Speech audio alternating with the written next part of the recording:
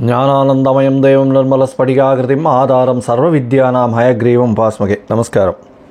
நேயர்கள் அனைவருக்கும் astro KS ஐயங்காரின் பணிவான நமஸ்காரங்கள். குரோதி வருஷத்தின் பலன்களை பார்க்கலாம்.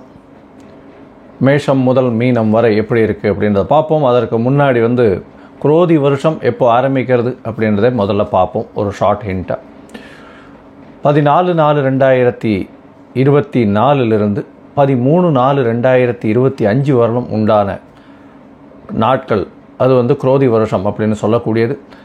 தமிழ் ஆண்டுகளில் 38வது ஆண்டாக இந்த குரோதி வருஷம் வருது. சோபகிருத வருஷத்துக்கு அடுத்தது குரோதி வருஷம். இந்த வருஷம் பேர் குரோதி வருஷம் அப்படின்னு பேர். இந்த வருஷத்தில் பார்த்தேனால் செவ்வாய் பகவான் ராஜாவாகவும் சனி பகவான் மந்திரியாகவும் வர்றார். தானியாதிபதி சந்திர பகவான் வர்றது பெரிய விசேஷம். இதன் மூலியமாக பார்த்தேன்னா நல்ல ஒரு ஏற்றங்கள் இருக்கக்கூடிய காலகட்டம். சரி, இந்த வருஷத்தினுடைய ஆரம்ப நாளில் இருக்கக்கூடிய கிரகங்கள் எப்படி இருக்குன்னு பார்ப்போம். இந்த வருஷம் ஆரம்பிக்கிறது ஞாயிற்றுக்கிழமை, சஷ்டி திதியில் ஆரம்பிக்கிறது. சஷ்டி விரதமும் அன்னைக்கு ஆதிரை நட்சத்திரம்னு சொல்லக்கூடிய திரு ஆதிரை அப்படின்னு திரு என்ற உயர்ந்த அடைமொழி கொண்ட நட்சத்திரமான திருவாதிரையில் வருது. இந்த மாதம் பார்த்தேனால் சித்த யோகத்தில் ஆரம்பிக்கிறது. இந்த மாதத்தின் கோல்சாரம் என்ன, இந்த வருஷத்தினுடைய கோல்சாரம் என்ன அப்படின்றத முதல்ல பார்ப்போம். இந்த வருஷம் ஆரம்பிக்கும் பொழுது கோல்சாரம்னு சொல்லக்கூடியது மேஷ ராசி, காலபுருஷ தத்துவத்தின் முதல் ராசியான மேஷ ராசியில் சூரியனும் குருவும் இருக்க. 6ஆம் இடம்னு சொல்லக்கூடிய கன்னியில் கேது பகவானும், சனி செவ்வாய் கும்பத்திலையும், புதன் ராகு மற்றும் சுக்கிரன் மீனத்தில் இருக்கிறது ரொம்ப விசேஷம். இந்த வருஷ பலன்கள் பார்க்கும்பொழுது பொதுவாகவே வருஷ பலன்கள்னு சொல்லக்கூடியது மெதுவாக செல்லக்கூடிய கிரகமான குரு, சனி மற்றும் ராகு கேதுவினுடைய இருக்கும் இடத்தை வைத்தும் பெயர்ச்சியை வைத்தும் சொல்லக்கூடிய விஷயம். இந்த வருஷம் பார்த்தேனால் ஒரே ஒரு பெயர்ச்சி, அதாவது பெரிய கிரகங்கள் ராஜ கிரகங்கள்னு சொல்லக்கூடிய குரு பகவான் மட்டும்தான் மேஷத்திலிருந்து ரிஷபத்துக்கு போகிறார். அதை தவிர பெரிய மாற்றங்கள் எதுவுமே இல்லை. சனி பகவான் வக்ரகதி அடைகிறார். அது ஒரு 4-4.5 மாதம், 6ஆம் மாதம் ஜூன் மாதத்திலிருந்து 11ஆம் மாதம் வரலும் இருக்கார். அதாவது ஒரே ராசியிலேயே சதய நட்சத்திரம் 3ஆம் பாதத்திலிருந்து 1ஆம் பாதம் திருப்பியும் 1ஆம் பாதத்திலிருந்து வக்ர நிவர்த்தி ஆகிடுறார். குரு பகவானும் வக்ரகதி அடைகிறார். அவர் மிருகசீரிஷம் 3ஆம் பாதத்திலிருந்து திருப்பியும் போயிடுறார்.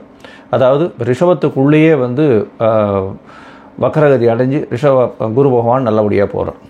இந்த வருஷம் பார்த்தாலேனால் ரியல் எஸ்டேட் பிஸ்னஸில் பெரிய அமோக ஏற்றம் இருக்கக்கூடிய காலகட்டமாக இருக்குது. செவ்வாய்க்கு உண்டான காரகத்துவங்கள் அத்தனையுமே பெரிய ஏற்றம் கிடைக்கும். நெருப்பு சம்பந்தப்பட்ட, அதை தவிர சமையல் கலை வல்லுநர்களுக்கு பெரிய ஏற்றம் இருக்கும்.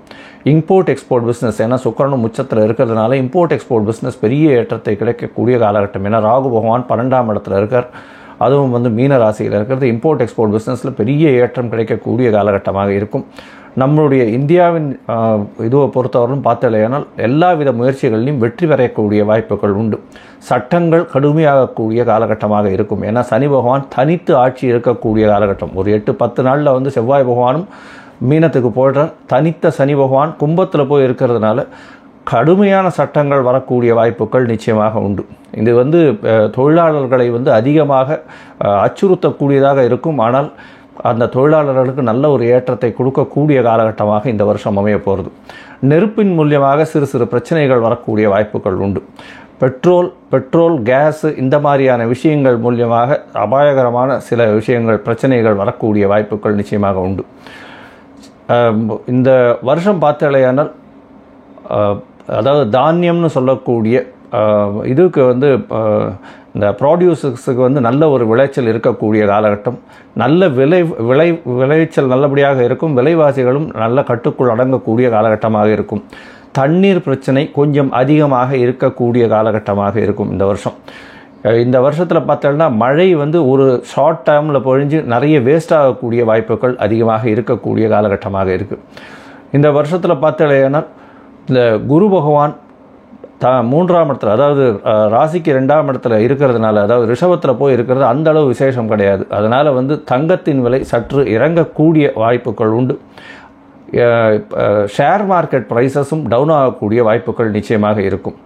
இந்த வருஷத்தில் ஷேர் மார்க்கெட் வந்து இந்த 72,000 அந்த ரேஞ்சிலேயே வந்து மூவ் ஆகிட்டே இருக்கும். ஷேர் மார்க்கெட்ஸில் சில பிரச்சனைகள், சில தேவையற்ற விஷயங்கள், தவறுகள் நடக்கக்கூடிய வாய்ப்புகள் மிகவும் அதிகமாக இருக்கும்.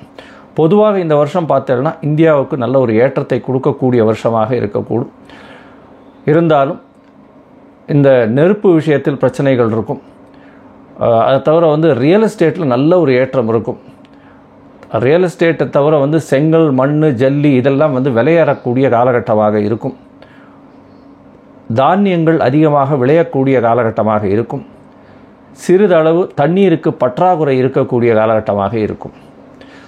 இந்த வருஷத்தில் வந்து மேஷம் முதல் மீனம் வரை எப்படி இருக்குது அப்படின்றத பார்ப்போம், ஒரு ராசியாக. அதற்கு முன்னாடி என்னுடைய மொபைல் நம்பர் கீழே ஸ்க்ராலிங்கில் போயிட்டு இருக்கும். உங்களுக்கு தேவைப்பட்டது ஏனால் எனக்கு ஒரு ஃபோன் பண்ணுங்க அஸ்ட்ராலாஜிக்கல் கன்சல்ட்டுக்கு. என்னுடைய உங்களுடைய date, time, place of birth இதை நீங்கள் அனுப்பிச்சிங்களே ஏனால் உங்களுடைய நேம் as well as உங்களுடைய பேரண்ட்ஸ் நேமோடு அனுப்பிச்சிங்கன்னா என்னுடைய கட்டணம் என்னன்றதை தெரிவிக்கிறேன். உங்களுடைய ஜாதகத்தை போட்டு அதில் ராசி சந்தி, நட்சத்திர சந்தி, பாத சந்தி ஏதாவது இருக்கான்றதை பார்த்து, லக்ன சந்தி இருக்கான்றதையும் பார்த்து, உங்களுடைய ராசி என்ன அப்படின்றத பார்த்து, லக்னம் என்னன்றதையும் பார்த்து, உங்களுடைய தசா புக்தி அந்தரம் சூக்ஷ்மம் எப்படி இருக்குன்றதை பார்த்து, அதற்கு பிறகு இன்றைய கோல்சார பிரகாரம் நல்ல ஏற்றத்தில் இருக்கிறதா, என்ன எளிய பரிகாரம் செய்ய முடியும் அப்படின்றதையும் சொல்கிறேன். இப்பொழுது மேஷம் முதல் மீனம் வரை 14/4/2024 13/4/2025 வரலும் உண்டான குரோதி வருஷத்தின் பலன்களை ஒன்றொன்னா பார்க்கலாம். மேஷம், அஸ்வினி, பரணி, கிருத்திகை இந்த 3 நட்சத்திரம் 9 பாதங்களை கொண்ட ராசி. ராசியின் அதிபதி அப்படின்னு சொல்லக்கூடியவரே செவ்வாய் பகவான். ராசிக்கு 11ஆம் இடத்துல இந்த வருஷத்தை ஆரம்பிக்கிறார். இந்த குரோதி வருஷம் பெரிய ஏற்றத்தோடு இருக்க போகுது. தொழிலில் பெரிய அபரிமிதமான வளர்ச்சி இருக்கும். எந்த ஒரு தொழிலை எடுத்தீர்கள்னாலும் அந்த தொழிலில் ஒரு பெரிய ஏற்றம் கிடைக்கக்கூடிய காலகட்டம். அதுவும் ரியல் எஸ்டேட் தொழிலில் இருக்கிறவர்களுக்கெல்லாம் பெரிய ஜாக்பாட் அடிக்கக்கூடிய காலமாக இந்த வருஷமே அமையிறது. இந்த வருஷம் பார்த்தோம்னா உங்களுடைய ராசிக்கு 7ஆம் அதிபதினு சொல்லக்கூடிய சுக்கிர பகவானும் உச்சத்தில் இருக்கக்கூடிய காலகட்டமாக இந்த வருஷம் பிறகுறது. இதன் மூலியமாக பார்த்தேனால் உங்களுக்கு அதாவது வெளிநாடு போகக்கூடிய பாக்கியம் உண்டு. அதை தவிர இம்போர்ட் எக்ஸ்போர்ட் பிஸ்னஸில் பெரிய ஏற்றம் கிடைக்கக்கூடிய காலகட்டமாக இருக்கும். புதிய வேலை கிடைக்கக்கூடிய காலகட்டமாக இருக்கும். இந்த வருஷத்தில் வரக்கூடிய ஒரு பெரிய பெயர்ச்சின்னு சொல்லக்கூடிய குரு பகவான் உங்களுடைய ராசிக்கு 2ஆம் இடத்துல போகிறதுனால உங்களுடைய வீட்டில் வந்து சந்தோஷம் நல்லபடியாக இருக்கக்கூடும். குடும்பத்தில் சந்தோஷம் குதூகலமாக இருக்கக்கூடிய காலகட்டமாக இருக்குது. உங்களுடைய ராசிக்கு பார்த்தலையானால் 6ஆம் இடத்தில் கேது பகவான் இருக்கிறதுனால எதிரிகளை எதிர்கொள்ளக்கூடிய அளவிற்கு நீங்கள் வெற்றி பெறக்கூடிய அளவிற்கும் நல்ல ஒரு ஏற்றத்தை கொடுக்கக்கூடும். உங்களுடைய ராசிக்கு 12ஆம் இடத்துல புத பகவான் 6ஆம் அதிபதி நீச்சப்பட்டு நீச்ச பங்கம் அடைகிறதுனால பெரிய ஏற்றம் கிடைக்கக்கூடும். அதாவது புதிய வேலை கிடைக்கும். வேலையில் நல்ல ப்ரமோஷன் கிடைக்கக்கூடிய வாய்ப்புகள் உண்டு. ப்ரமோஷன் கிடைச்சும் உங்களுடைய ஐடென்டிட்டி, உங்களுடைய இமேஜ் எல்லாமே ரைஸ் ஆகக்கூடிய வாய்ப்புகள் உண்டு. உங்களுடைய ராசிக்கு பார்த்தீங்கன்னா 12ஆம் இடத்தில் இருக்கக்கூடிய புத பகவான் மூலியமாக உங்களுடைய அறிவாற்றல் அதிகமாக வெளியே தெரியக்கூடிய காலகட்டமாக இருக்கும். நீங்கள் சொல்லக்கூடிய வார்த்தைகள் எல்லாமே நல்லபடியாக இருக்கக்கூடிய காலகட்டமாக இந்த வருஷம் மொத்தமே அமையிறது. இந்த வருஷம் வந்து ஒரு பொன்னான ஆண்டாக இருக்க போகிறது. உங்களுக்கு உடல் நலத்தில் நல்ல ஏற்றம் இருக்கக்கூடிய காலகட்டம். ஏன்னா முக்கியமாக பார்த்தலையானால் ராஜகிரகங்கள்னு சொல்லக்கூடிய குரு, சனி, ராகு, கேது எல்லாமே வந்து உங்களுக்கு நல்ல ஒரு இடத்துல அமையக்கூடிய காலகட்டமாக இந்த வருஷம் அமையிறது. எடுத்த காரியங்கள் அனைத்திலும் வெற்றி பெறக்கூடிய வாய்ப்புகள் நிச்சயமாக உண்டு. உங்களுக்கு பொறுத்தவரையிலும் புதிய கடன் அமையக்கூடிய வாய்ப்புகள் உண்டு. அதுவும் சுப கடன்களாக இருக்கக்கூடிய காலகட்டமாக இருக்கும். உங்களுடைய ராசிக்கு பார்த்தீங்கன்னா 10ஆம் அதிபதி 11ஆம் இடத்துல இருக்கிறதுனால 2வது திருமணத்திற்கு பார்த்து கொண்டிருப்பவர்களுக்கு 2வது திருமணம் ஆகக்கூடிய வாய்ப்புகள் இந்த வருஷம் உண்டு. குடும்பம் விருத்தி அடையக்கூடிய வாய்ப்புகள் நிச்சயமாக உண்டு. திருமணம் ஆகக்கூடிய வாய்ப்புகள் உண்டு. கணவன் மனைவியிடையே நல்ல ஒரு அந்யோன்யம் இருக்கக்கூடிய காலகட்டமாக இந்த வருஷம் அமையிறது. இந்த விவசாயிகளுக்கு பெரிய ஏற்றம் கிடைக்கக்கூடிய காலகட்டமாக இருக்குது. அதை தவிர வந்து இந்த சமையல் கலை வல்லுநர்கள், மருத்துவர்கள், மருத்துவம் சாதனம் விற்பவர்கள் இவர்களுக்கெல்லாம் பெரிய ஏற்றம் கிடைக்கும். யூனிஃபார்ம் சர்வீசஸ்னு சொல்லக்கூடிய இந்த ஐஏஎஸ், ஐபிஎஸ், போலீஸ் சர்வீசஸ் இவாளுக்கெல்லாம் வந்து பெரிய ஏற்றம் கிடைக்கக்கூடிய, இராணுவம் இவாளுக்கெல்லாம் பெரிய ஏற்றம் கிடைக்கக்கூடிய காலகட்டமாக இந்த வருஷம் அமையப்போகிறது. இந்த வருஷத்தில் கண்டிப்பாக உங்களுக்கு வந்து ஒரு ஜூன் மாதத்துக்கு மேலே ஒரு ப்ரமோஷன் நிச்சயமாக வரக்கூடிய பாக்கியம் இருக்குது. திருமணம் ஆகாதவர்களுக்கு திருமண பாக்கியம் ஏற்படக்கூடிய வாய்ப்புகள் நிச்சயமாக உண்டு. குடும்பம், அதாவது குடும்பத்தை விட்டு பிரிந்து இருப்பவர்களுக்கு குடும்பம் நிச்சயமாக சேர்ந்து இருக்கக்கூடிய காலகட்டமாக இருக்கும். தாயின் வழியிலே நல்ல ஒரு ஏற்றம் கிடைக்கக்கூடிய காலகட்டமாக இந்த வருஷம் அமையிறது. தந்தையின் வழியில் பார்த்தோம்னா நல்ல ஒரு ஏற்றம் கிடைக்கக்கூடிய காலகட்டமாக இருக்குது. குழந்தைகள் மூலியமாக நல்ல ஒரு ஏற்றம் கிடைக்கக்கூடிய காலகட்டமாக இருக்கும். உங்களுக்கு புதிய பதவி, புகழ், அந்தஸ்து, கௌரவம்லாம் வரக்கூடிய வாய்ப்புகள் நிச்சயமாக இருக்கும். பெண்களுக்கு நல்ல ஒரு ஏற்றமான காலமாக இருக்குது. ஏன்னா சுக்கிரன் உச்சம் பெற்று போயிருக்கிறது பெரிய விசேஷம். இந்த வருஷம் பெண்களுக்கு பெரிய ஏற்றம் இந்த மேஷராசிக்காரர்களுக்கு நிச்சயமாக இருக்கும். அவளுக்கு புதிய ப்ரமோஷன் கிடைக்கக்கூடிய வாய்ப்புகள் இருக்கக்கூடிய காலகட்டமாக இருக்குது. திருமணத்திற்கு நிச்சயமான பாக்கியம் கிடைக்கக்கூடிய வாய்ப்புகள் உண்டு. கடல் கடந்து போகக்கூடிய வாய்ப்புகள் உண்டு. தொழிலில் பெரிய ஏற்றம் கிடைக்கக்கூடிய வாய்ப்புகள் உண்டு. பார்ட்னர்ஷிப் பிஸ்னஸில் நல்ல ஒரு ஏற்றம் கிடைக்கும். வெளிநாடு மூலதனம் வரக்கூடிய வாய்ப்புகள் இந்த வருஷம் நிச்சயமாக இருக்குது.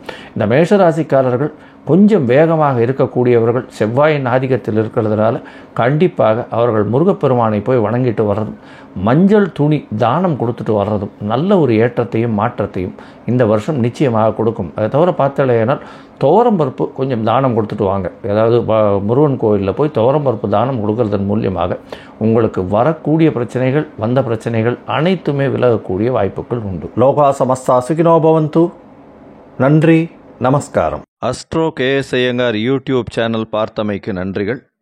மேலும் இது போன்ற ஆன்மீக ஜோதிஷ தகவல்கள் உங்களை அடைய astro KS Iyengar YouTube channel subscribe செய்யவும், பெல் ஐக்கானை மறக்காமல் அழுத்தவும். நன்றி, வணக்கம்.